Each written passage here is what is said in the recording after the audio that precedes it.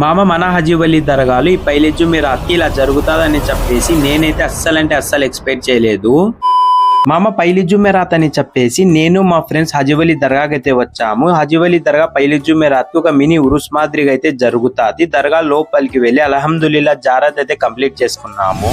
అన్నం తిందామని చెప్పేసి వెళ్తున్నాము. మా వాళ్ళు వచ్చేసి ఆల్రెడీ తిన్నారు. దొరికిందిలే సందు అని ఇంకోసారి అయితే తింటున్నారు. తిని బయటికి వచ్చి చూస్తే చెట్టు కొమ్మ అనేది ఇరిగి కింద పడింది.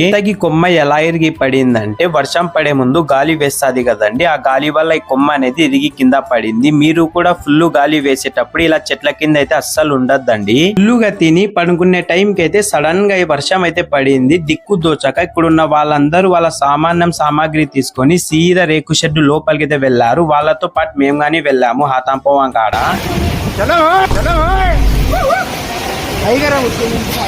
లోపలికి వచ్చి చూస్తే ఎక్కడైనా అన్నం కోసం కొట్లాడుకుంటారు, ఇక్కడ వచ్చేసి ప్లేస్ల కోసం అయితే కొట్లాడుకుంటున్నారు. మేము వచ్చేసి లాస్ట్ కి వెళ్లి మంచి ప్లేస్ చూసుకొని మా తార్పాల్ అనేది ఇక్కడ పరిచాము. ఇలా వర్షం పడతాదని తెలిసి మేము ముందే ఏం చేసినామంటే మా ఫోన్లు వాచ్లు మొత్తం స్కూటీ డిక్కీలో పెట్టి క్లోజ్ చేసాము. మార్నింగ్ ఇంటికి వెళ్లే టైం కి అయితే మళ్ళీ వర్షం పడుతుంది, ఫుల్ చలి వేస్తుంది. నా తాడపత్రికి వచ్చి చూస్తే చెట్లు మొత్తం కింద పడిపోయినాయి. షాప్ల ముందర ఉన్న చెట్లు అన్ని కింద పడినాయి.